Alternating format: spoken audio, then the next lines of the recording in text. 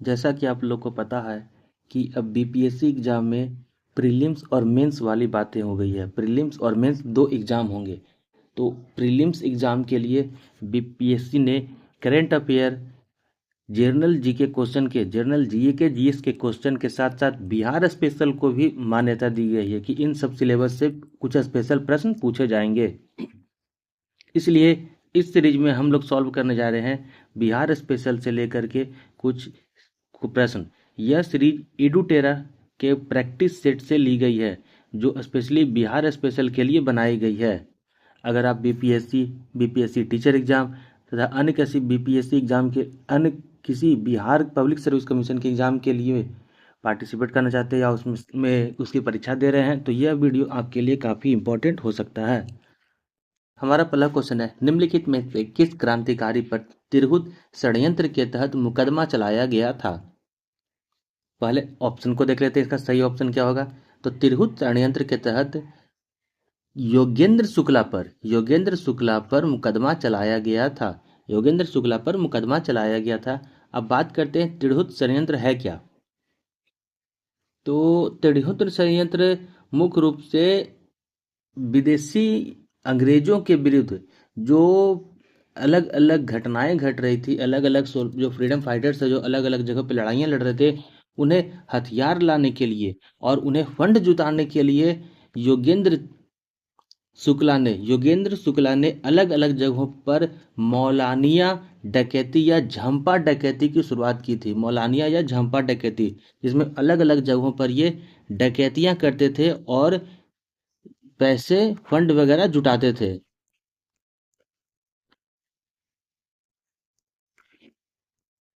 मौलानिया डकैती या झंपा डकैती, इन डकैतियों से वो फंड जुटाते थे और इस फंड का प्रयोग हथियार खरीदने में किया जाता था। जब ब्रिटिश अधिकारियों को पता चला तो यह 1930 में उन्हें घेर करके पकड़ लिया गया, गिरफ्तार कर लिया गया। 1930 में उन्हें गिरफ्तार कर लिया गया और तिरहुत षड्यंत्र के तहत उन पर मुकदमा चला दिया गया, जिसमें उन्हें 10 वर्षों की सजा मिली थी। क्वेश्चन नंबर 2, औपनिवेशिक अर्थशास्त्र के सिद्धांत को सर्वप्रथम किसके द्वारा प्रतिपादित किया गया था? बताना है कि औपनिवेशिक अर्थशास्त्र के सिद्धांत सर्वप्रथम किसके द्वारा प्रतिपादित किया था, किसने ड्रेन थ्योरी दिया।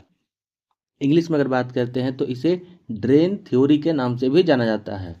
सही आंसर इसका हो गया दादा भाई नौरोजी ने सर्वप्रथम ड्रेन थ्योरी या औपनिवेशिक अर्थशास्त्र का सिद्धांत दिया था।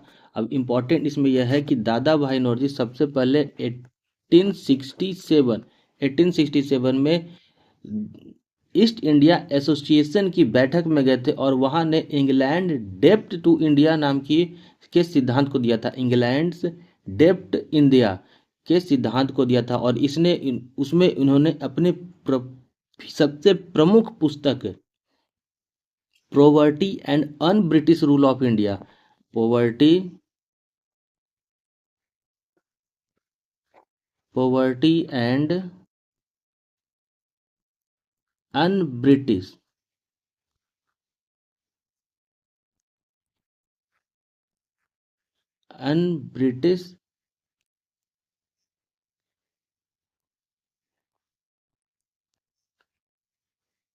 Rule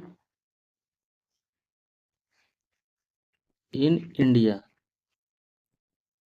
poverty and un British rule in India पुस्तक से एक पॉइंट दी गई, जिस पॉइंट में कहा गया था कि दादा भाई नौरोजी ने कहा कि इंग्लैंड जो है वो इंडिया का पैसा विदेश भेज रहे हैं और उसी समय उन्होंने ड्रेन थ्योरी पर ही उन्होंने प्रति व्यक्ति आय 20 रुपये बताया था। प्रति व्यक्ति का पर कैपिटा इनकम मात्र 20 रुपये बताया था और यह बात उन्होंने अपनी पुस्तक poverty and un British rule of India में भी मेंशन की थी। देखिए, यह जो वीडियो मैं बना रहा हूँ, मैं इसे इस प्रकार से बनाने की कोशिश कर रहा हूँ कि आप इसे बस ध्यान से सुनेंगे तो आपको बहुत सारी बातें याद हो जाएंगी। इस वीडियो को पूरी तरह बैठ कर देखने की जरूरत नहीं है, बस इसे आप ध्यान से सुनते रहिए और अपने कामों को किसी कामों को करते रहिए। हमारी लाइफ आजकल काफ़ी बिजी है, यह पॉसिबल नहीं होता है कि हमेशा मोबाइल पर बैठ करके प्रश्न को देखा जाए और उसे सॉल्व किया जाए। बस आपसे निवेदन है कि आप जस्ट बस इसे ध्यान से सुनते रहिए और मैं उसी हिसाब से इस वीडियो को बनाते जाऊंगा। आंसर्स को जितने हो सके उतने डिटेल से मैं बनाने की कोशिश करूंगा। अगर पॉसिबिलिटी होगी तो मैं सभी ऑप्शन को डिटेल कर दूंगा, लेकिन समय कम है। जितने ज़्यादा हो सके उतने ज़्यादा क्वेश्चन को बनाना हमारे लिए ज़्यादा बेनिफिट होगा, ना कि डिटेल आंसर को जानने से, क्योंकि कम समय में हमें ज़्यादा क्वेश्चन को टच करना है। इसलिए आपसे भी अनुरोध है कि आप भी बस ध्यान से इसे सुनते रहें और याद करते रहें। विशेष तौर पर जितना ज़्यादा आप सुनेंगे उतनी ज़्यादा क्वेश्चन आपको याद होगा। चलिए अगला क्वेश्चन है, चंपारण आंदोलन के दौरान महात्मा गांधी को जब ब्रिटिश हुकूमतों द्वारा चंपारण छोड़ने का आदेश निर्गत हुआ, उस समय गांधी जी चंपारण के किस गांव का दौरा कर रहे थे? देखिए ये काफी डीप से क्वेश्चन दिया गया है कि गांधी जी किस गांव का दौरा कर रहे थे जिस समय उन्हें रोक दिया गया था, चंपारण यात्रा के समय उन्हें रोक दिया गया था। हम नॉर्मल प्रश्नों में, नॉर्मल एग्जाम में यह पूछा जाता है कि गांधी जी चंपारण क्यों गए थे, उन्हें चंपारण किसने बुलाया था। लेकिन यहाँ प्रश्न पूछा जा रहा है कि गांधी जी को रोका गया था ब्रिटिश गवर्नमेंट के द्वारा, उस समय गांधी जी किस गांव में थे। अब डिटेल देखते हैं। सर इसका सही आंसर हो गया कि जब गांधी जी चंपारण में गए थे उस समय वो चंद्रहिया गांव में थे और वहां पर उन्हें ब्रिटिश गवर्नमेंट के द्वारा रोक दिया गया था, चंद्रहिया गांव में। अब इसे याद करने के लिए इस पूरी कथा को, इस पूरे डिटेल, इस पूरे जो घटना हुई है इसे अच्छी तरह से देख लेते हैं। 16 अप्रैल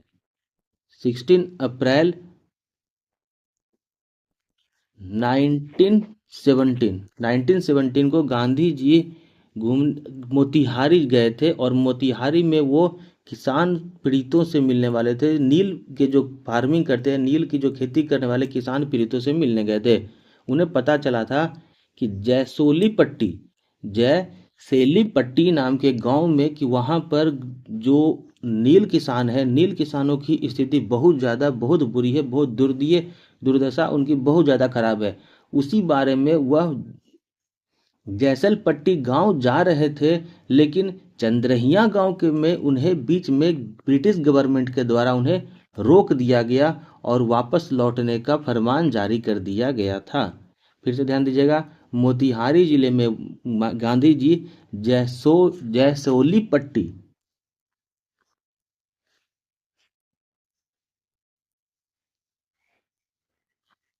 जसौली जसौली पट्टी गांव जा रहे थे, लेकिन उन्हें चंद्रिया गांव के पास उन्हें रोक दिया गया था। चलिए अगला क्वेश्चन है, रॉलेट एक्ट के विरोध में किस तिथि को संपूर्ण बिहार में हड़ताल का आयोजन किया गया? बताना कि रॉलेट एक्ट के विरोध में कब हुआ और किस तिथि को संपूर्ण हड़ताल का आयोजन किया गया था। तो इसका पहले सही आंसर हो गया 6 अप्रैल 1919 को रॉलेट एक्ट के विरोध में संपूर्ण हड़ताल किया गया। अब बात है रॉलेट एक्ट आखिर है क्या। तो रॉलेट एक्ट की बात करते हैं तो यह ब्रिटिश का काला कानून था, जिसे भारत में ब्लैक लॉ या काला कानून के नाम से जाना जाता था। इस कानून में हर व्यक्ति को जिस पर ब्रिटिश गवर्नमेंट के विरोध में किसी भी प्रकार के अप्रिय घटना की शंका होती, उसे पकड़ करके जेल में डाल दिया जाता था और ना ही वह व्यक्ति कोई केस लड़ सकता था, ना ही अपने वाद में या छूटने के लिए प्रयास कर सकता था। किसी भी व्यक्ति को शक के आधार पर 2 साल के लिए जेल में बंद करने का प्रावधान था। इसी को रॉलेट एक्ट कहा गया था, जिसे भारत में काला कानून का नारा दिया, काला कानून कहा गया। भारत में इसे काला कानून कहा गया और इसमें इसमें या इसके खिलाफ भारतीयों ने न अपील, न दलील और न वकील का नारा दिया था। न अपील, न दलील और न वकील का नारा दिया था। ये तो हो गए रॉलेट एक्ट से पुरानी बातें जो अब तक आप लोगों ने पढ़ी है। अब मोस्ट इंपॉर्टेंट, रॉलेट एक्ट का आधिकारिक नाम, द रॉलेट एक्ट का आधिकारिक नाम द अनारकली। यह बात आपको बिल्कुल नई है और आपको यह याद रखना पड़ेगा। The Anarkali,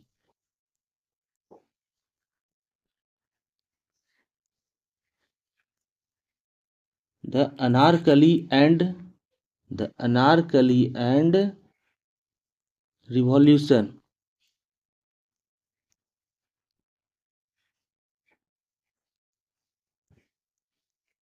revolutionary crime act,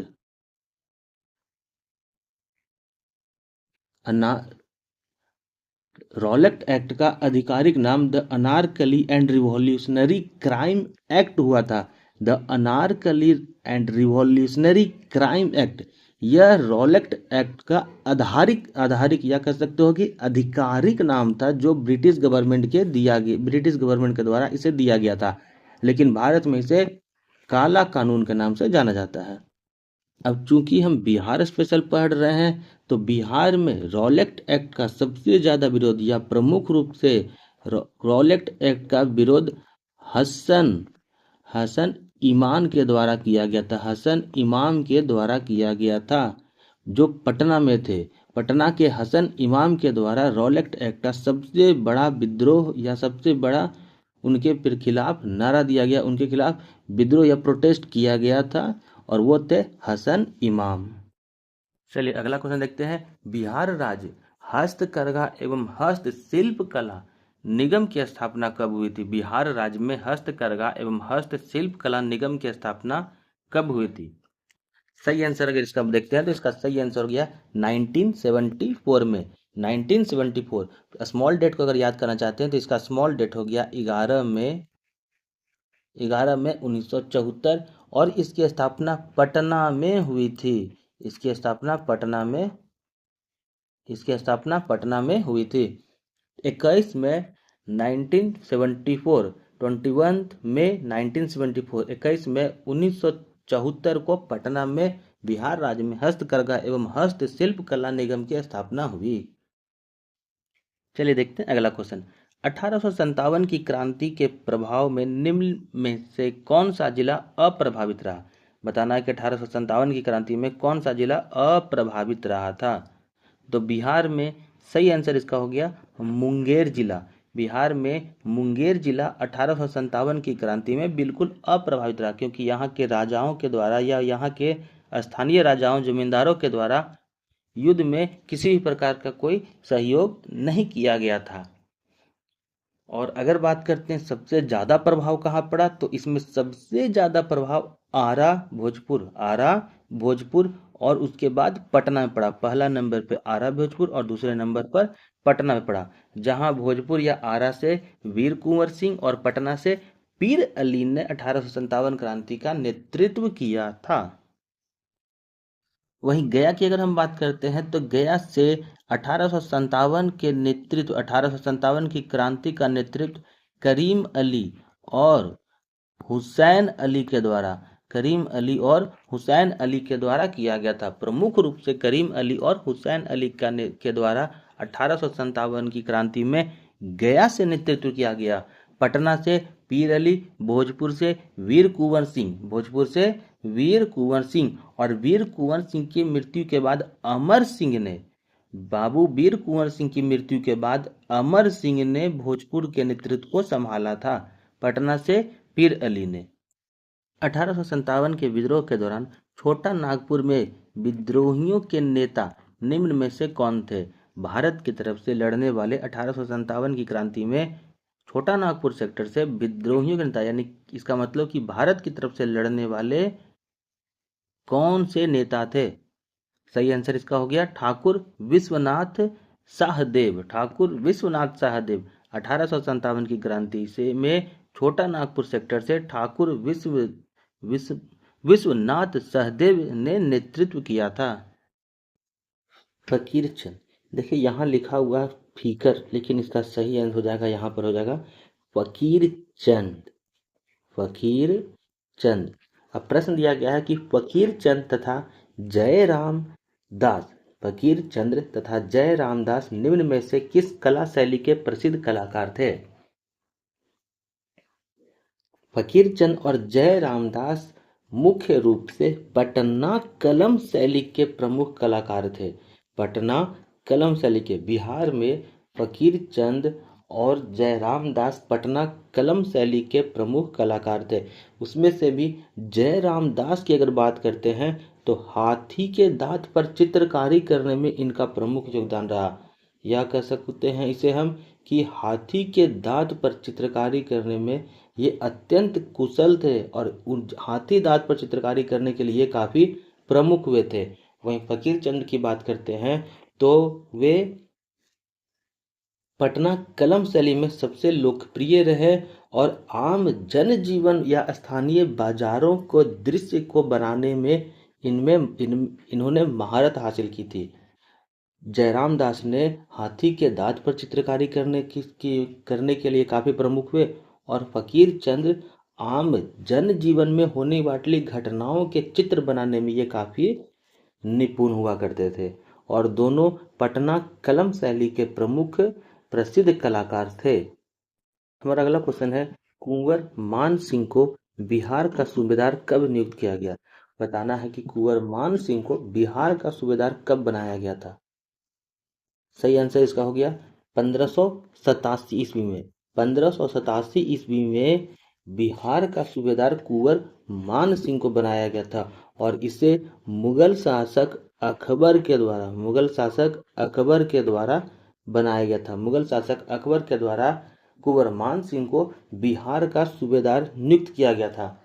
Bihar में इनका शासनकाल 1587 से लेकर के 1594 तक चला। 1587 से लेकर 1594 तक चला। जब ये बिहार के सूबेदार नियुक्त हुए तो इन्होंने बिहार में मुगल को अच्छी पकड़ दिलाई, मुगल सत्ता को और मजबूत किया। इसका प्रमुख मुख्यालय कुंवर मान सिंह का प्रमुख मुख्यालय रोहतासगढ़ हुआ करता था और वहाँ इन्होंने महल भी बनवाए थे। उसके बाद 1579 में जब इनकी 1589 में जब इनके पिता की मृत्यु हुई 1589 में जब इनके पिता की मृत्यु हुई तो अकबर ने इन्हें राजा की उपाधि धारण कराई। अकबर ने इन्हें राजा नाम से संबोधित किया। कुंवर मान सिंह को पिता की मृत्यु 1589 में पिता की मृत्यु के बाद अकबर ने इन्हें राजा की उपाधि दी और साथ ही साथ 5000 मनसब प्रदान कराया। 5000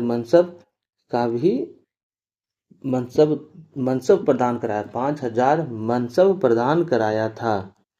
5000 मनसब भी प्रदान कराया, यानी कि 5000 सेना रखने का अधिकार भी इन्हें दे दिया गया। इसके साथ साथ 1594 के आसपास 1594 में इन्हें संयुक्त रूप से बिहार बंगाल और उड़ीसा का संयुक्त सूबेदार बना दिया गया या इन्हें बड़ी जिम्मेदारी इन्हें जिम्मेदारी बढ़ाई गई और बिहार बंगाल और उड़ीसा का संयुक्त रूप से सूबेदार बना दिया गया। बिहार विधान परिषद का प्रारंभिक नाम निम्न में से क्या था? बिहार विधान परिषद का प्रारंभिक नाम, तो सही आंसर इसका हो जाएगा बिहार विधान परिषद का प्रारंभिक नाम लेफ्टिनेंट गवर्नर की परिषद हुआ करती थी।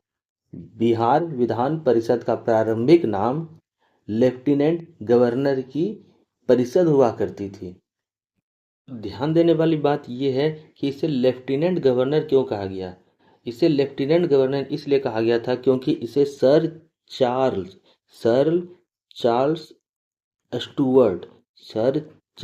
स्टुअर्ट बेली के अंतर्गत रखा गया था। सर चार्ल्स स्टुअर्ट बेली के अंतर्गत रखा गया था, इसलिए इन्हें लेफ्टिनेंट गवर्नर की परिषद कहा गया था। लेकिन इंपॉर्टेंट की अगर बात करते हैं तो यहाँ ध्यान देना है, यहाँ बात की जा रही है परिषद का प्रारंभिक नाम, क्योंकि यह उसका परिषद जब स्टार्ट हुआ था तो इसे शुरुआत में स्टुअर्ट वैली के अंतर्गत रखा गया था। सर चार्ल्स स्टुअर्ट वैली के अंदर में रखा गया था, इसलिए इसे लेफ्टिनेंट गवर्नर की परिषद कहा गया था। लेकिन बाद में आधिकारिक तौर पर इसे बिहार उड़ीसा विधान परिषद कहा जाने लगा। आधिकारिक तौर पर इसे ऑफिशियली इसे बिहार उड़ीसा विधान परिषद कहा जाने लगा। लेकिन स्टार्टिंग फेज में जब इसका गठन किया गया था तो इसे Stuart valley sir Charles Stuart valley के अंडर में रखा गया था, इसलिए इसे लेफ्टिनेंट गवर्नर की परिषद कहा गया। लेकिन बाद में इसे बिहार उड़ीसा विधान परिषद के नाम दिया गया, या जिसे हम कह सकते हैं कि ऑफिशियली औपचारिक तरीके से बिहार उड़ीसा विधान परिषद नाम इसका रखा गया। देखिए, अगर आप बीपीएससी या बीपीएससी टीचर की तैयारी कर रहे हैं और बिहार स्पेशल को देखना चाह रहे हैं, तो मैंने पहले ही कहा है, इस वीडियो को ध्यान से देखने की ज़रूरत नहीं है, बस इसे आप सुनते रहिए और आपको जहाँ तक हो सके जरूरी तथ्य, सभी इम्पोर्टेंट प्रश्न याद होते चले जाएंगे। इस वीडियो को मैंने ऐसा बनाया है कि आप सिर्फ सुनकर इसे आसानी से याद कर सकते हैं। चलिए, हमारा 11 नंबर प्रश्न दिया गया है, जिला परिषद के एक सदस्य का चुनाव, जिला परिषद के एक सदस्य का चुनाव कितनी आबादी पर किया जाता है? बताना है कि जिला परिषद के एक सदस्य का चुनाव कितनी आबादी पर किया जाता है। सही आंसर इसका हो गया 50,000। जिला परिषद का चुनाव, एक सदस्य का चुनाव 50,000 की आबादी पर किया जाता है। अब इसी तरह से कुछ अन्य पद की भी एक बात कर लेते हैं। जैसे पहला आता है पंच या वार्ड सदस्य, पंच या वार्ड सदस्य, तो इनका चुनाव करीब 500 की आबादी पर, 500 की आबादी पर पंच या वार्ड को चुना जाता है, पंच या वार्ड को चुना जाता है। मुखिया या सरपंच की बात करते हैं तो इनका चुनाव 7,000 की आबादी पर, मुखिया या सरपंच की अगर बात करते हैं तो इनका चुनाव 7,000 की आबादी पर एक मुखिया का चुनाव किया जाता है। पंचायत समिति, या जिसे हम BDC, ब्लॉक प्रखंड स्तर प्रतिनिधित्व, प्रखंड स्तर प्रतिनिधित्व कहते हैं, उसका चुनाव BDC, पंचायत समिति सदस्य का चुनाव, पंचायत समिति सदस्य का चुनाव 5,000 की आबादी पर किया जाता है। वहीं जिला परिषद सदस्य, जो इस प्रश्न में दिया गया है, जिला परिषद के सदस्य का चुनाव 50,000 की आबादी पर किया जाता है। अगर शहरों की बात करते हैं तो वार्ड पार्षद, या जिसे हम वार्ड काउंसलर कहते हैं, उनका चुनाव 10,000 से लेकर 12,000 की आबादी के बीच में किया जाता है। शहरों में वार्ड पार्षद का चुनाव 10,000 से लेकर 12,000 की आबादी के बीच में किया जाता है। अब यहाँ वैल्यू इसलिए किया जा रहा है क्योंकि कुछ शहर अत्यधिक घने होते हैं, वहाँ आबादी ज़्यादा होती है, तो वहाँ ज़्यादा नंबरों को रखा जाता है, ज़्यादा लोगों को रेस्क्यू में रखा जाता है, और जहाँ घनत्व कम होता है, डेंसिटी कम होता है, वहाँ कम सदस्यों को रेशियो में रखा जाता है। मेयर और डिप्टी मेयर की अगर बात करते हैं तो इनका चुनाव करीब 2 लाख की आबादी पर किया जाता है। मेयर और डिप्टी मेयर का चुनाव करीब 2 लाख की आबादी पर किया जाता है। वहीं MLA की अगर बात करते हैं तो 4 से 5 लाख के बीच, MLA की का चुनाव 4 से 5 लाख के बीच, और MP का चुनाव 15 से 20 लाख के बीच किया जाता है, 15 से 20 लाख के बीच में किया जाता है। 15 से 20 लाख की आबादी पर एक MP का चुनाव होता है, एक MP का व्यक्ति निकलता है, एक MP का चुनाव होता है। और MLA के लिए 4 से 5 लाख की आबादी पर एक MLA का चुनाव होता है। हमारा अगला क्वेश्चन है, पंचायती राज व्यवस्था के तहत निर्वाचन संबंधी मामलों में न्यायालयों के हस्तक्षेप का वर्णन किस अनुच्छेद में है? पंचायती राज व्यवस्था में न्यायालयों के हस्तक्षेप का वर्णन किस अनुच्छेद में दिया गया है? सही आंसर इसका हो जाएगा 12 का। पंचायती राज में आर्टिकल 243D के तहत, आर्टिकल 243D के तहत न्यायालयों के द्वारा पंचायती राज में हस्तक्षेप करने का अधिकार दिया गया है। देखिए, अगर कोई आम क्वेश्चन होता है तो इसमें पंचायती राज के बारे में पूछा जाता, पंचायती राज कब शुरू की गई, कौन से अनुच्छेद में इसका पंचायती राज का वर्णन दिया गया है, कौन सी अनुसूची में दिया गया है। लेकिन मैंने पहले ही कहा है, ये हाई लेवल एग्जाम है, काफ़ी इसमें क्वेश्चन काफ़ी इंटरनली पूछे जा सकते हैं, तो ये यहाँ के सेट में भी दिखाया गया है। पंचायती राज में यह पूछा गया है कि न्यायालयों के हस्तक्षेप का वर्णन क्या है। तो चूंकि ये तो डीप का क्वेश्चन हमने देख लिया, अब पंचायती राज को भी एक बार अच्छी तरह से देख लेते हैं। भारत में जो पंचायती राज है इसे लोकल सेल्फ गवर्नमेंट के नाम से भी जाना जाता है। लोकल सेल्फ गवर्नमेंट के नाम से भी जाना जाता है। इसकी शुरुआत जो की अगर बात करते हैं तो इसकी शुरुआत महात्मा गांधी के जन्मदिन के अवसर पर 2 अक्टूबर महात्मा गांधी के जन्मदिन के अवसर पर 2 अक्टूबर 1959 से शुरू की गई थी। 2 अक्टूबर 1959 से शुरू की गई थी और सबसे पहले राजस्थान के नागौर जिले में पंचायती राज को स्टार्ट किया गया था। पंचायती राज की स्थापना की गई थी। उसके बाद दूसरे नंबर पर आंध्र प्रदेश उसके बाद दूसरे नंबर पर आंध्र प्रदेश जिसने 11 अक्टूबर को आंध्र प्रदेश ने 11 अक्टूबर को पंचायती राज को अपना लिया था और पूरे राज्य में लागू कर दिया था। दूसरे नंबर पर आंध्र प्रदेश ने पंचायती राज को अपना लिया और पूरे देश में लागू कर दिया गया। अगर संवैधानिक मान्यता की बात करते हैं तो कुछ समितियों के द्वारा इसकी सिफारिश की गई थी। जैसे सबसे पहली सिफारिश एल.एम. सिंघवी समिति के द्वारा पंचायती राज व्यवस्था की सिफारिश की गई थी। एल.एम. सिंघवी समिति के द्वारा पंचायती राज व्यवस्था की सिफारिश की गई थी। उसके बाद है पी के थुंगन समिति पी के थुंगन समिति पी के थुंगन समिति के द्वारा पंचायती राज व्यवस्था की सिफारिश की गई थी। उसके बाद अनइम्पोर्टेंट में अगर बात करते हैं किस किस समिति ने पंचायती राज के स्ट्रक्चर को तैयार किया था, तो सबसे पहले नाम आता है जिस समिति के सजेशन को भारतीय राज्य व्यवस्था के द्वारा अपनाया गया, बलवंत राय मेहता समिति ने भारत में त्रिस्तरीय पंचायती राज व्यवस्था की शुरुआत करने की बात की थी। इसमें ग्राम पंचायत, पंचायत सचिव और जिला परिषद, ग्राम पंचायत, पंचायत सचिव और जिला परिषद त्रिस्तरीय यानी कि 3 स्तरीय पंचायती समिति का वर्णन किया था। उसके बाद अशोक मेहता ने 2 स्तरीय 2 टायर व्यवस्था की समिति का सिफारिश की थी, लेकिन इसे अपनाया नहीं गया था। उसके बाद जी.वी.के. राव समिति, इन्होंने चुनाव नियमित करने और पंचायती राज को बिना जड़ की घास होने से बचाने का उपाय सुझाया था। जी.वी.के. राव समिति ने पंचायती राज में चुनाव का प्रावधान या चुनाव की सिफारिश की थी कि समय समय पर इसमें चुनाव होते रहना चाहिए।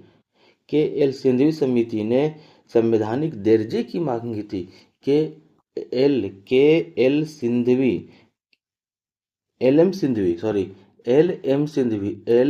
सिंघवी ने पंचायती राज की तो मांग तो की थी और साथ ही साथ इसे संवैधानिक दर्जे की भी मांग की थी। उनका मानना था कि पंचायती राज को स्टार्ट तो किया जाए, लेकिन उसे संवैधानिक दर्जा यानी कि संविधान में भी इसे मान्यता मिलनी चाहिए। तो उनके इसी मांग को पूरा करने के लिए 73वां संविधान संशोधन 1992 को पंचायती राज को संवैधानिक दर्जा प्राप्त कर दिया गया। या कह सकते हो कि 73वें संविधान संशोधन 1992 में पंचायती राज को पूरे देश में लागू कर दिया गया। सभी संविधान को लागू किया गया और 24 अप्रैल को हम लोगों ने और 73वें संविधान संशोधन 1992 के तहत पंचायती राज की मांग की गई, उसे वे संवैधानिक दर्जा दिया गया और 1993 को इसे पूरे देश में लागू कर दिया गया। ध्यान दीजिएगा, 1992 में इसे संवैधानिक दर्जा दिया गया और 1993 में इसे पूरे देश में लागू कर दिया गया। और इसके उपलक्ष्य में हम लोग 24 अप्रैल को हम लोग पंचायती राज दिवस मनाते हैं। पूरे देश में लागू करने के क्रम में हमने पंचायती राज में या कह सकते हो पंचायती राज को पूरे देश में लागू करने के लिए हमने इसे संवैधानिक मान्यता दी और संवैधानिक मान्यता में देने के लिए हमने उसमें भाग 9 और अनुसूची 11 को शामिल किया, भाग 9 और अनुसूची 11 को शामिल किया, जिसमें पंचायती राज का वर्णन है। और अब इम्पोर्टेंट जो हमारे इस क्वेश्चन में दिया गया है, पंचायती राज का वर्णन आर्टिकल 243 आर्टिकल 243 के ओ तक है। आर्टिकल 243 के ओ तक है, जिसमें पंचायती राज को कुल 29 विषय दिए गए हैं। पंचायती राज को कुल मिलाकर 29 विषय दिए गए हैं। पंचायती राज को कुल मिलाकर के 29 विषय दिए गए हैं और इसका वर्णन 11वीं अनुसूची के तहत पंचायती राज को काम करने के लिए 29 विषय को सौंपा गया है। इसमें लिखा गया है 11वीं अनुसूची के अंतर्गत पंचायती राज को कार्य करने के लिए कुछ 29 विषय दिए गए हैं, जिसका वर्णन 11वीं अनुसूची के तहत रखा गया है। उसके बाद अगर इम्पोर्टेंट की अगर बात करते हैं तो पंचायती चुनाव के लिए जैसे मुखिया, वार्ड सदस्य के चुनाव के लिए न्यूनतम उम्र 21 वर्ष का निर्धारण किया गया था। न्यूनतम उम्र 21 वर्ष का निर्धारण किया गया था। जिला परिषद की बैठक कितने माह में कम से कम एक बार आयोजित कराना अनिवार्य है? जिला परिषद की बैठक माह में कम से कम 3 माह में एक बार कराने का अनिवार्य किया गया है। जिला परिषद की जो बैठक होती है वो 3 माह में एक बार करवाना अनिवार्य किया गया है। प्राचीन बिहार में ग्राम सभा के मुखिया को किस नाम से जाना जाता था? प्राचीन बिहार में ग्राम सभा के मुखिया को किस नाम से जाना जाता था? यहाँ ऑप्शन दिया गया है ग्रामीण प्रधान, ग्राम प्रधान, मुखिया और अंतिम ऑप्शन है ग्रामीणी। अगर इसको सही तरीके से देखें तो इसका सही आंसर होगा प्राचीन बिहार में ग्राम सभा के मुखिया को ग्रामक या ग्रामिक के नाम से ज़्यादा अच्छी तरह से माना गया है। ग्रामक या ग्रामिक के नाम से ज़्यादा अच्छा तरह से माना गया है, लेकिन कुछ स्पेशल जगहों पर इसे ग्रामनी भी कहा गया है। कहीं कुछ प्रमुख जगहों पर इसे ग्रामनी भी कहा गया है। लेकिन ये तो हो गया बिहार की बात। लेकिन अगर अलग अलग समय की अगर बात करते हैं, जैसे महाजनपद और मगध साम्राज्य की अगर बात करते हैं, तो इस समय में ग्रामक या ग्राम भोजक के नाम से भी जाना जाता था। ग्रामक या ग्राम भोजक।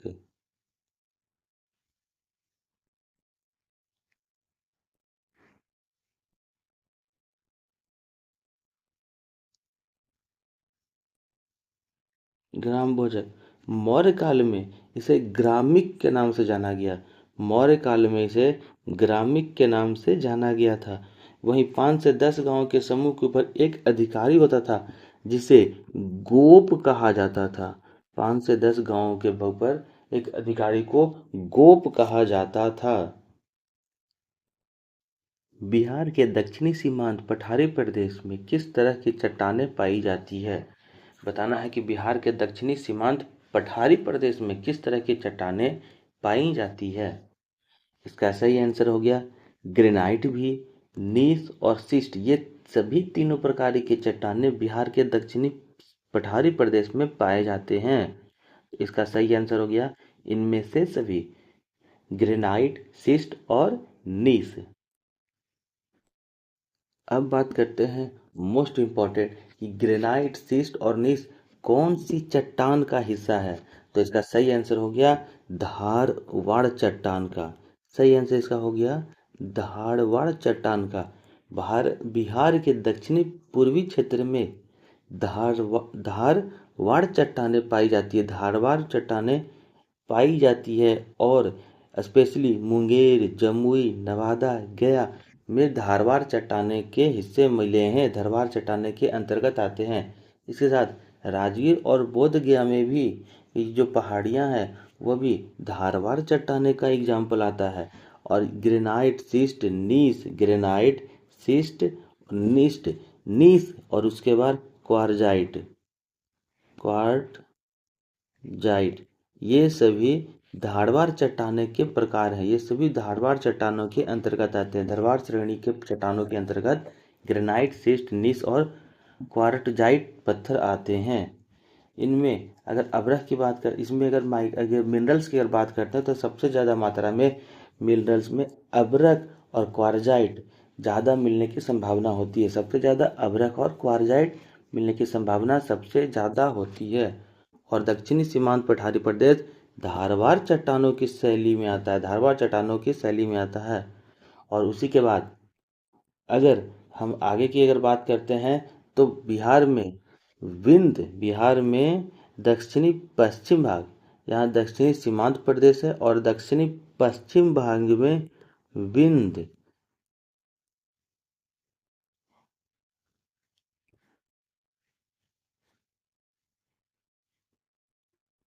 दक्षिणी पश्चिम भाग में विंध्यन चट्टानें की श्रेणी मिली है और जो कैमूर और रोहतास के सेक्टर में फैले हुए हैं। कैमूर और रोहतास में स्पेशली कैमूर का पठार इनका सबसे बेस्ट एग्जाम्पल है। विंध्य चट्टानों की श्रेणियां कैमूर और रोहतास में फैली हुई हैं और जिसमें कैमूर के पठार इनके बेस्ट एग्जाम्पल में या को विंध्याचल श्रेणी के चट्टानों की श्रेणी में आते हैं। धारवाड़ की अगर बात करते हैं तो धारवाड़ दक्षिणी सीमांत प्रदेश में है और उसमें ग्रेनाइट, नीस, क्वार्टजाइट और नीस सिस्ट ये प्रमुख ग्रेनाइट, सिस्ट, नीस और क्वार्टजाइट ये प्रमुख धारवाड़ चट्टानों की श्रेणी के अंतर्गत मिलने वाली चट्टानें हैं। और विंध्य श्रेणी की अगर बात करते हैं तो रोहतास और कैमूर जिले में फैली हुई है और इसमें चूना पत्थर, बलुआ पत्थर, डोलोमाइट, चूना पत्थर, बलुआ पत्थर और डोलोमाइट चट्टानें विंध्यन श्रेणी में पाई जाती हैं। उत्तरी बिहार के मैदानों को कितने नदी बेसिनों में विभाजित किया गया है? उत्तरी बिहार के मैदानों को कितने नदी बेसिनों में विभाजित किया गया है? तो मुख्य रूप से गंगा नदी को छोड़कर उत्तरी बिहार को मुख्य रूप से 7 श्रेणियों में 7 नदी बेसिनों में विभाजित किया गया है। अगर इन 7 नदी बेसिन की बात करते हैं तो इसमें से ये प्रमुख नदियां हैं जिन श्रेणियों में इन्हें बांटा गया है। तो सबसे पहले नाम आता है घाघरा बेसिन का। सबसे पहला नाम आता है उत्तरी मैदान को, बिहार के उत्तरी मैदान को 7 श्रेणियों में, और वो 7 श्रेणियां घाघरा बेसिन, गंडक बेसिन और बूढ़ी गंडक बेसिन दूसरे नंबर पर और बूढ़ी गंडक बेसिन तीसरे नंबर पर। उसके बाद बागमती अधवारा बेसिन, कमला बलान बेसिन, कोसी बेसिन और अंत में महानंद बेसिन। ये प्रमुख 7 भाग हैं, ये प्रमुख 7 नदी बेसिन है जिसके आधार पर बिहार के उत्तरी भाग को बांटा गया है। चलिए देखते हैं अगला क्वेश्चन। सकरी नदी जिसका उद्गम हजारीबाग के पठार है, यह नदी किस जिले से होकर बिहार में प्रवेश करती है? पहले देख लेते हैं इसका आंसर। इसका सही आंसर हो गया सकरी नदी बिहार में नवादा जिला से प्रवेश करती है। अब सकरी नदी के बारे में देखते हैं। सकरी नदी का उद्गम स्थल हजारीबाग के पठार, छोटा नागपुर का पठार। सकरी नदी का उद्गम स्थल हजारीबाग के पठार में छोटा नागपुर का पठार है। सकरी नदी का उद्गम स्थल हजारीबाग के छोटा नागपुर का पठार है, जहां से यह सकरी नदी निकलती है और झारखंड से निकलकर बिहार में यह नवादा के गोविंदपुर प्रखंड से प्रवेश करती है।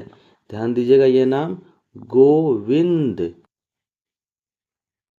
गोविंदपुर प्रखंड से यह बिहार में प्रवेश कर जाती है। नवादा जिले में गोविंदपुर प्रखंड से बिहार में यह प्रवेश करती है। और इससे भी इम्पोर्टेंट प्रश्न ये बनता है कि इस नदी को रामायण और महाभारत में काफ़ी पवित्र नदी मानी गई थी। बिहार या मगध क्षेत्र की सबसे पवित्र नदियाँ मानी गई थी और रामायण और महाभारत में इस नदी का नाम सुमागधी इस नदी का नाम या सकरी नदी का नाम सुमागधी वर्णित किया गया था। रामायण और महाभारत जैसे प्राचीन काल में बौद्ध ग्रंथों में भी इस नदी को सुमागधी नाम से बुलाया गया था, सुमागधी नाम से उच्चारण दिया गया था। इसलिए सकरी नदी का सकरी नदी का प्राचीनतम नाम सुमागधी सकरी नदी का प्राचीनतम नाम सुमागधी है। अब यह नदी एक टाल क्षेत्र बनाती है, मोकामा में यह एक टाल क्षेत्र बनाती है और कियूल और मोरहर नदी के साथ मिल करके गंगा में समाहित हो जाती है। सकरी नदी कियूल और मोहरर नदी के साथ मिलकर गंगा में समाहित हो जाती है। और इम्पोर्टेंट बात यह है कि जिस तरह उत्तरी बिहार में कोसी नदी को बार बार रास्ते बदलने वाली नदी कहा गया है, उसी तरह दक्षिणी बिहार में सकरी नदी को बार बार रास्ते बदलने वाली नदी की श्रेणी में रखा जाता है। सकरी नदी को बार बार रास्ता बदलने की श्रेणी में रखा गया है। यह नदी बार बार रास्ता बदलती है, रास्ता बदलने वाली की श्रेणी में रखा गया है। सिंचाई की बात करते हैं तो इसका पानी पटना, गया और नवादा के लिए काम करता है। इसके पानी से पटना, नवादा और गया में सिंचाई प्रणाली बंदोबस्त की गई है।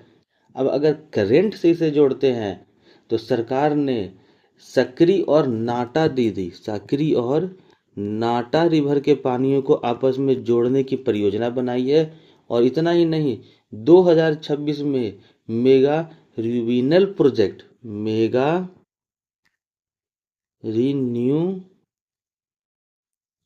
प्रोजेक्ट के तहत लगभग 2120 मेगावाट बिजली उत्पादन करने के लिए हाइड्रो इलेक्ट्रिसिटी प्लांट की परमिशन दे दिया गया है। हाइड्रो इलेक्ट्रिसिटी प्लांट चलाने की परमिशन दी गई है और जिसमें सकरी नदी के पानी का उपयोग किया जाएगा।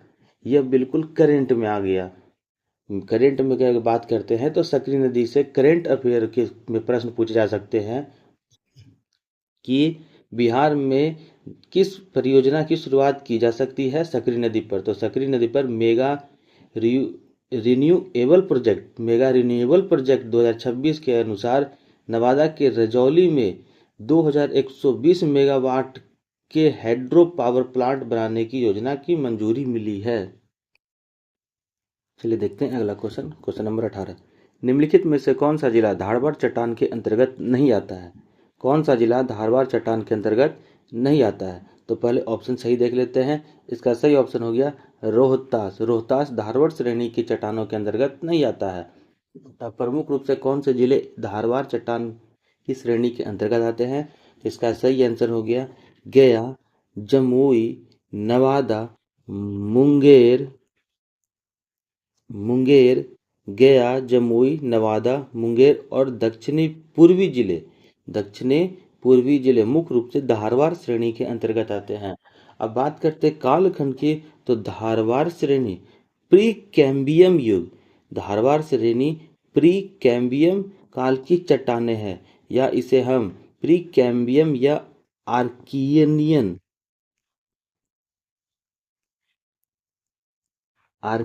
युग भी कह सकते हैं। प्री कैम्बियम या आर्कियन युग भी कह सकते हैं। इसकी उत्पत्ति लगभग 2500 मिलियन वर्ष शुरू हुई थी। इसकी उत्पत्ति 2500 मिलियन वर्ष पहले शुरू हुई थी। इस श्रेणी में मुख्य रूप से जमुई, नवादा, मुंगेर, औरंगाबाद और बांका जिले आते हैं। धारवाड़ श्रेणी के अंतर्गत में जमुई, गया, नवादा, औरंगाबाद और मुंगेर जिला आता है। विशेष रूप से अगर बात करते हैं तो राजगीर की पहाड़ी, बिहार शरीफ की पहाड़ी और बोध गया की पहाड़ी, राजगीर की पहाड़ी, बिहार शरीफ की पहाड़ी और बोध गया की पहाड़ी धारवाड़ श्रेणी के अंतर्गत में आते हैं। काल की अगर बात करते हैं तो इसे आर्कियन या युग या प्रीकैम्बियम युग भी कहा गया है। प्री कैम्बियन प्रीकैम्बियन युग की श्रेणी में भी लाया गया। प्रीकैम्बियन युग की श्रेणी की चट्टानें भी इसे कही जाती है। प्रीकैम्बियन युग की चट्टानें भी इसे कही जाती है। मुख्य रूप से इसमें आर्केडियन नीस ग्रेनाइट चट्टानें पाई जाती हैं। इसका नामकरण की अगर बात करते हैं तो सबसे पहले धारवाड़ चट्टानें कर्नाटक जिले में खोजी गई थी और कर्नाटक जिले के धारवाड़ कर्नाटक राज्य में धारवाड़ जिले में प्रीकैम्बियन युग की चट्टानें खोजी गई थी, इसीलिए इसका नाम भी उसके प्रथम खोजने वाले स्थान प्रथम यह मिलने वाले स्थान धारवाड़ जिले के आधार पर धारवाड़ चट्टान दे दिया गया। इसकी सबसे पहली खोज कर्नाटक के धारवाड़ जिले में हुई थी, इसीलिए उस धारवाड़ कर्नाटक उस जगह के नाम पर इस चट्टान के प्रकार को भी उस धारवाड़ चट्टान का नाम दे दिया गया है। हमारा अगला क्वेश्चन दिया गया, लघु सिंचाई परियोजना कहलाती है। लघु सिंचाई परियोजना क्या कहलाती है? सही आंसर हो गया 2000 हेक्टेयर तक सिंचाई क्षमता वाली परियोजना को हम लघु सिंचाई परियोजना कहते हैं। 2000 हेक्टेयर तक सिंचाई क्षमता वाली परियोजना को लघु सिंचाई परियोजना कहते हैं। बिहार में पर्वत पदीय मिट्टी के विस्तार को क्या कहा जाता है? सही आंसर इसका हो गया भाभर का क्षेत्र या इसे हम भाभर मृदा भी कह सकते हैं। बिहार में पर्वत पदीय मिट्टी के विस्तार को भाभर का क्षेत्र या भाभर मृदा के नाम से जाना जाता है। एशिया की सबसे बड़ी गोखुर झील कांवर झील किस नदी से बनी है? बिहार में स्थित है कांवर झील।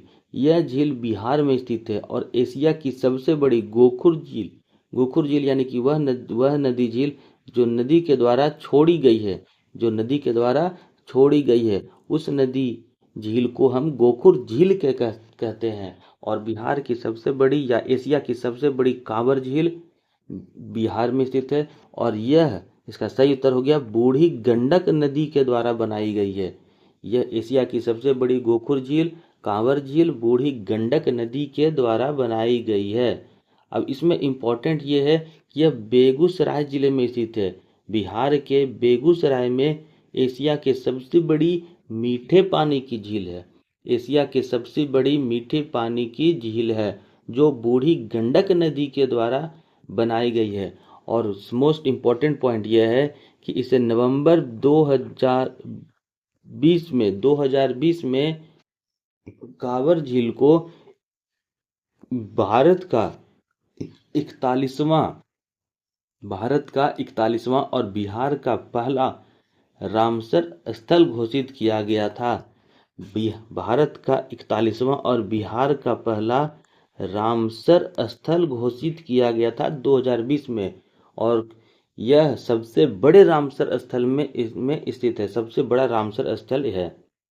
इसके अलावा बिहार में अन्य 5 और रामसर स्थल है जिसमें नागी पक्षी अभ्यारण्य ध्यान दीजिएगा नाम को नागी पक्षी अभ्यारण्य नकटी पक्षी अभ्यारण्य नागी नकटी। उसके बाद आ गया गोकुल जलाशय उदयपुर झील सॉरी गलती हो गया उदयपुर झील गोगाबिल झील और ये प्रमुख हो गए जो बिहार के प्रमुख रामसर स्थल हैं। जो बिहार के प्रमुख 6 रामसर स्थल, पहला एशिया का सबसे बड़ा कांवर झील, दूसरा नागी पक्षी अभ्यारण्य, नकटी पक्षी अभ्यारण्य, गोकुल जलाशय जो गंगा नदी के किनारे स्थित है, गोकुल जलाशय। उसके बाद हो गया हमारा उदयपुर झील। उदयपुर झील यह गंडक नदी के किनारे स्थित है। और गोगाबिल, गोगाबिल यह बिहार का छठा, गोगाबिल यह बिहार का छठा रामसर स्थल है। विक्रमशिला विश्वविद्यालय निम्नलिखित में से कौन से आचार्य शांतिप्पा नाम से प्रसिद्ध थे? विक्रमशिला विश्वविद्यालय में किस आचार्य को शांतिप्पा नाम से जाना जाता था? सही आंसर इसका हो गया रत्नाकर शांति। विक्रमशिला विश्वविद्यालय में एक आचार्य थे जिनका नाम था रत्नाकर शांति, और इन्हें संतीपा के नाम से जाना जाता था। मनुची निम्न में से किसके शासनकाल में भारत आया था? मनुची निम्न में से किसके शासनकाल में भारत आया था? तो इसका सही आंसर हो गया शाहजहां के शासनकाल में। मनुची शाहजहां के शासनकाल में भारत आया था, और शाहजहां के बाद उसने औरंगजेब के द्वारा उत्तराधिकार के लिए लड़ी गई लड़ाई को भी उसने देखा। ध्यान दीजिएगा, मनुची का पूरा नाम निकोलाओ मनुची, जो इतवाली या जिसे हम वेनिसियन के नाम से भी जानते हैं, वेनिसियन देश के नाम में इतवाली जगह से वो आया था। इसका पूरा नाम निकोलाओ मानुची था, और ये शाहजहां के शासनकाल में 1656 में भारत आया, और इसने औरंगजेब के द्वारा लड़ी गई उत्तराधिकार की लड़ाई को भी इसने देखा और इसका वर्णन भी किया था। इसकी सबसे प्रमुख पुस्तक है जिसका अर्थ होता है मुगल साम्राज्य की कहानी। इसने मुगल के साम्राज्य की कहानी को बहुत अच्छी तरह से अपनी पुस्तक स्टोरिया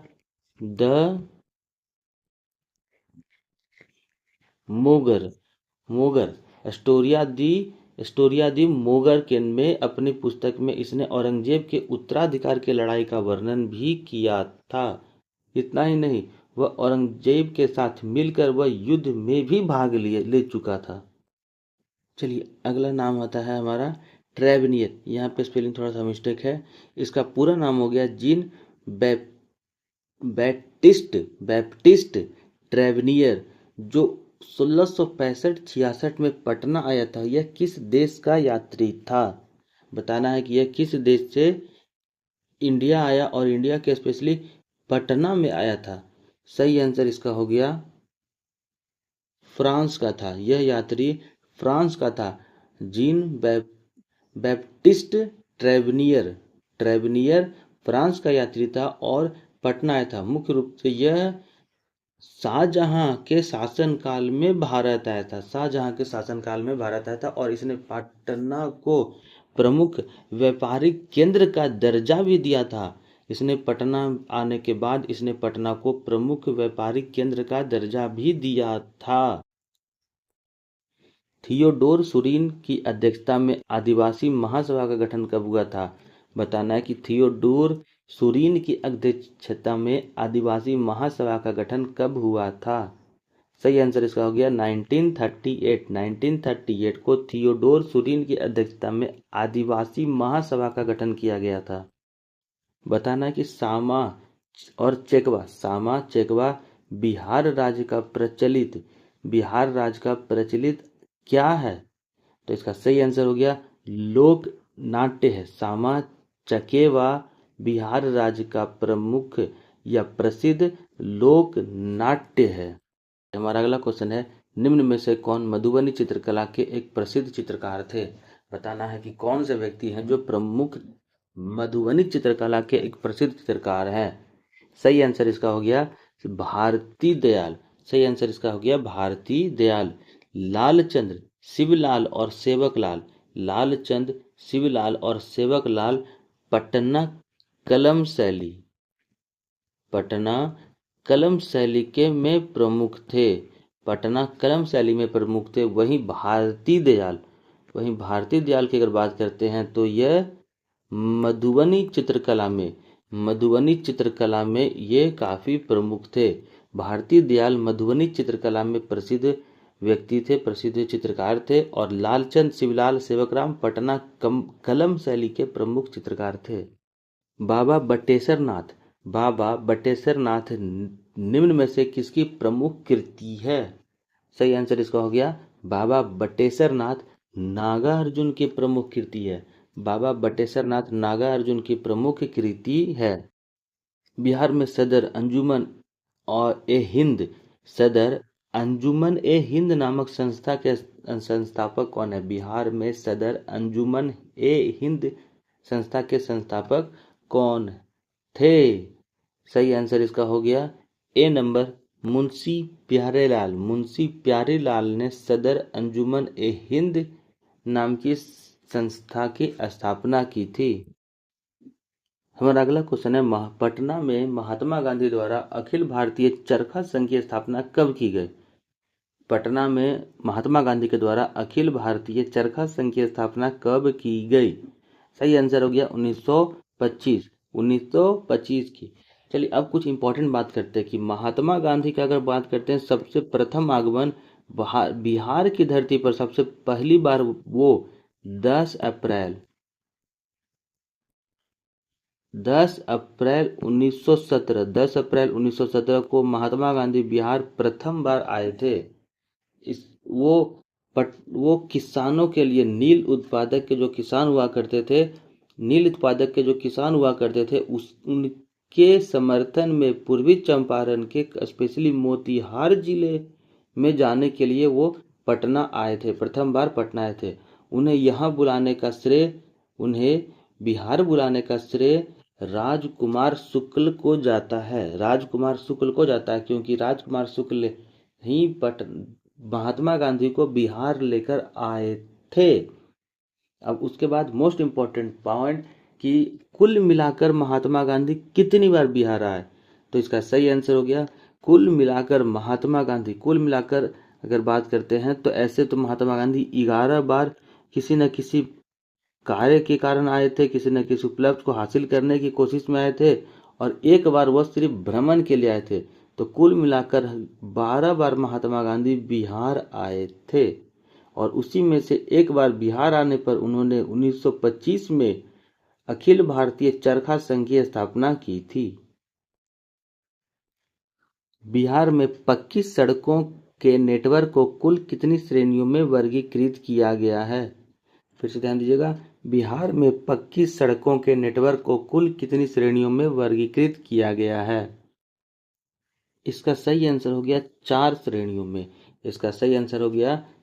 श्रेणियों में। जिसमें प्रथम श्रेणी में नेशनल हाईवे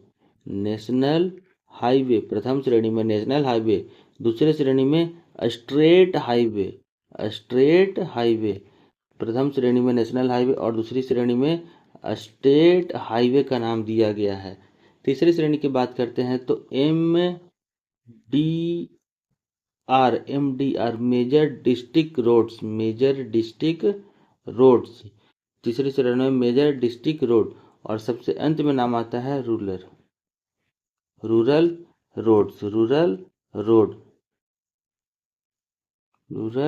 रोड्स। ये एक प्रमुख 4 श्रेणी है जिसमें बिहार के सड़कों को वर्गीकृत किया गया है। बिहार में नवाड़ किस क्षेत्र में अपनी भूमिका निभाता है?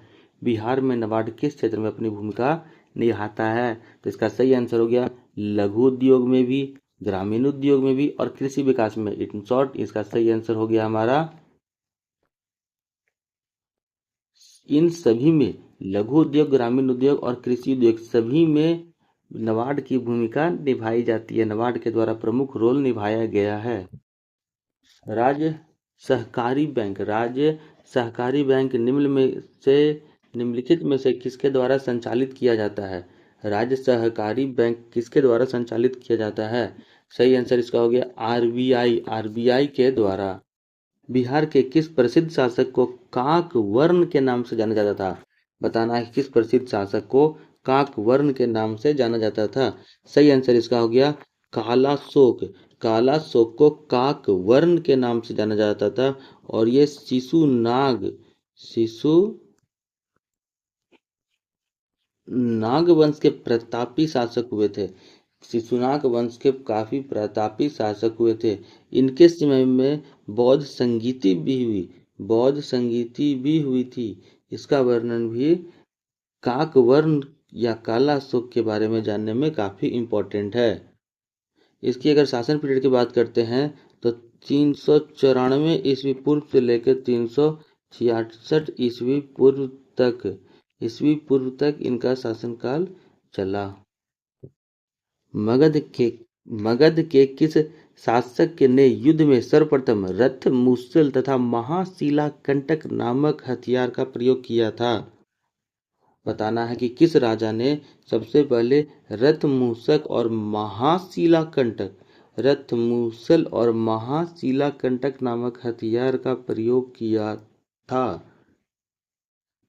सही आंसर इसका हो गया अजाद शत्रु के द्वारा। इसका सही आंसर हो गया अजाद शत्रु के द्वारा। अजाद शत्रु को शत्रुहीनता भी कहा गया था, क्योंकि इसने अपने शत्रुओं का पूर्ण रूप से नरसंहार किया था। इसके लिए इसे अजात शत्रु या शत्रुविधाता भी कहा गया है। इसने अपनी लड़ाई में महाशिलाकंटक और रथ मूसल नामक श्रेणी को भी अपनाया था। ये रथ मूसल और महाशिलाकंटक ये प्रमुख हथियार थे जिसका प्रयोग अजात शत्रु ने अपने युद्ध में किया था। और बिहार से काफी प्रमुख और सबसे इजी क्वेश्चन, 6 ईस्वी पूर्व निम्न में से कौन सा भारत का सबसे शक्तिशाली नगर बना? निम्न में से कौन सा भारत का सबसे शक्तिशाली नगर बना? यह नगर से ज्यादा अच्छा होगा महाजनपद बना। और इसका सही आंसर हो गया 36 का ए, मगध महाजनपद या मगध नहर भारत का सबसे शक्तिशाली नगर राज्य बना था। निम्न में से किस ग्रंथ में बिहार के स्थानीय लोगों को वात्य शब्द से संबोधित किया गया था? इसका सही आंसर हो जाएगा हमारा पंचवीस ग्रंथ के द्वारा। पंचवीस ग्रंथ में बिहार के स्थानीय लोगों को वात्र शब्द से संशोधित किया गया था। किस शासक ने स्वयं को लिच्छवी दोहित कहकर संशोधित किया गया था? आपको उस राजा का नाम बताना है जिसने अपने आप को लिच्छवी दोहित शब्द से संशोधित किया था। सही आंसर इसका हो गया सी नंबर अजाद शत्रु। सही नंबर हो गया अजाद शत्रु ने लिच्छवी दोहित कहकर अपने आप को संबोधित किया था। चलिए हमारा अगला क्वेश्चन, निम्न में से कौन बिहार का प्राचीनतम राजवंश नहीं है? बिहार का प्राचीनतम राजवंश नहीं है। इसका सही आंसर हो गया कलिंग वंश उड़ीसा राज्य का प्रथम प्राचीनतम राजवंश है। कलिंग राजवंश उड़ीसा राज्य का प्रमुख राजवंश है। प्रसिद्ध पुस्तक नगमत अस्फी की रचना किसने की थी? प्रमुख पुस्तक नगमत अस्फी की रचना किसने की थी? सही आंसर इसका हो गया राजा शाह के द्वारा प्रथम पुस्तक नगमत अस्फी की रचना की गई थी। चलिए हमारा अगला क्वेश्चन हो गया, प्रसिद्ध स्थल गुप्तेश्वर मंदिर किस पहाड़ी श्रृंखला में अवस्थित है? प्रसिद्ध स्थल गुप्तेश्वर मंदिर किस पहाड़ी श्रृंखला में स्थित है? सही आंसर की अगर बात करते हैं तो इसका सही आंसर हो गया कैमूर डिस्ट्रिक्ट में यह स्थित है। कैमूर डिस्ट्रिक्ट में गुप्तेश्वर मंदिर पहाड़ी श्रृंखला में स्थित है। अल्पसंख्यक आयोग को कानूनी अधिकार प्रदान कराने वाला देश का पहला राज्य कौन सा बना? अल्पसंख्यक आयोग को कानूनी अधिकार प्रदान कराने वाला देश का पहला राज्य बिहार बना। निम्न में से कौन सी नदी मगध तथा अंग महाजनपद को अलग करती है? निम्न में से कौन सी नदी मगध तथा अंग जनपद को अलग करती है? इसका सही आंसर हो गया चंपा नदी। चंपा नदी को ऐतिहासिक वर्णन में चंदन नदी भी कहा गया, तो इसका पुराना नाम हो गया चंदन नदी। चंदन नदी अंग महाजनपद में भागलपुर और मुंगेर जिला स्थित था। इसकी राजधानी चंपा नगरी थी। अंग जिले में अंग महाजनपद में भागलपुर और मुंगेर जिले में फैला हुआ था। अंग महाजनपद भागलपुर और मुंगेर जिले में फैला हुआ था और इसे मगध से अलग चंपा या चंदन नदी करती है। चंदन इस नदी का पुराना नाम या पौराणिक नाम है। प्रसिद्ध बौद्ध दार्शनिक सरीपुत्र का जन्म कहाँ हुआ था? प्रसिद्ध बौद्ध दार्शनिक सरीपुत्र का जन्म कहाँ हुआ था? सही आंसर इसका हो गया नालंदा जिले में। नालंदा जिले में प्रसिद्ध बौद्ध दार्शनिक सरीपुत्र का जन्म कहाँ हुआ था? बताना कि प्रसिद्ध बौद्ध दार्शनिक सरीपुत्र का जन्म कहाँ हुआ था, और इसका सही आंसर हो गया नालंदा जिले में। नालंदा जिले में इनका जन्म हुआ था। प्रसिद्ध पांडुलिपि अष्टसहस्रिका प्रज्ञापरमिता किस युग से संबंधित है? किस युग से संबंधित है? और इसका सही आंसर हो गया प्रसिद्ध पांडुलिपि पाल युग से संबंधित है। किस युग से संबंधित है? तो पाल युग से संबंधित है। अलीमर्दान खां द्वारा बख्तियार खिलजी की हत्या कहाँ की गई थी?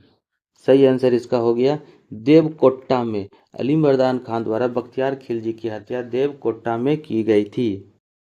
निम्न में से किसने वर्ष 1629 में पटना में एक मदरसे का निर्माण करवाया था?